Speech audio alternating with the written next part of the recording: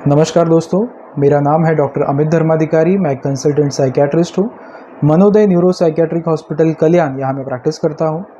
दोस्तों, आज हम जिस मानसिक तकलीफ़ के बारे में बात करने वाले हैं वो है पैनिक अटैक। पैनिक अटैक एक ऐसा मानसिक बीमारी है जिसमें पेशेंट बहुत ज़्यादा डर जाते हैं। उनके मन में बहुत ज़्यादा घबराहट पैदा हो जाती है, दिल की धड़कन तेज़ हो जाती है, सांस लेने में उन्हें दिक्कत महसूस होती है, पेट में मरोड़ आने लगती है, बहुत ज़्यादा पसीना छूटने लगता है, हाथ पैर कांपने लगते हैं, मन में ऐसे विचार आते हैं कि अब मेरी जान जाने वाली है। बहुत ज़्यादा डर पैदा हो जाता है।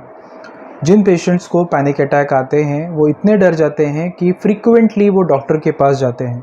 जब जब उन्हें वो घबराहट का दौरा पड़ता है तब तब वो डॉक्टर के पास जाते हैं, अपना बीपी चेक करते हैं, पल्स रेट चेक करते हैं, ईसीजी करवा लेते हैं अपनी मन की संतुष्टि के लिए। और फिर जब डॉक्टर उन्हें कह देते हैं कि कुछ नहीं, आप टेंशन ले रहे हैं, आप स्ट्रेस में हैं, आप रिलैक्स करिए, आप ठीक हो जाएंगे, तो थोड़ी देर के बाद उनका जो तनाव है वो थोड़ी देर के लिए कम हो जाता है। तो ये होते हैं पैनिक अटैक। दोस्तों, पैनिक अटैक कई सारी कारणों की वजह से आ सकते हैं, लेकिन जो मुख्य कारण है वो है ब्रेन में सीरोटोनिन नाम के केमिकल की कमतरता।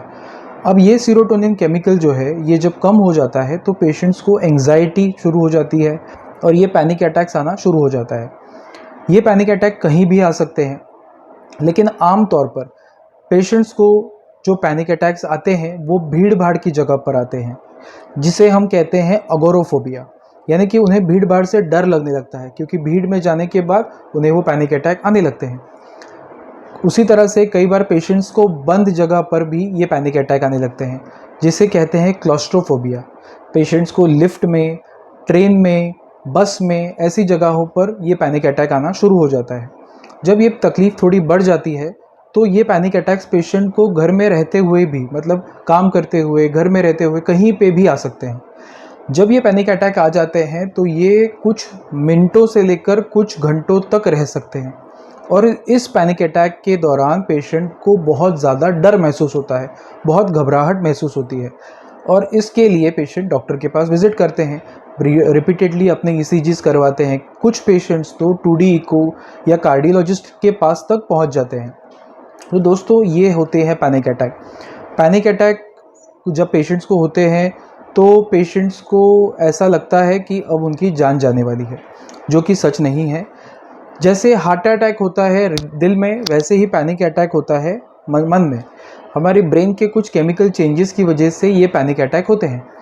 तो अगर ये केमिकल चेंजेस की वजह से ये पैनिक अटैक हो रहे हैं तो उन केमिकल चेंजेस को ठीक करने से ये पैनिक अटैक ठीक भी हो सकते हैं। इसीलिए साइकियाट्रिस्ट के पास कंसल्ट करने के बाद साइकियाट्रिस्ट आपको इन पैनिक अटैक्स के लिए ट्रीटमेंट चालू करते हैं। वो ट्रीटमेंट आपको कुछ महीनों तक लेना पड़ता है।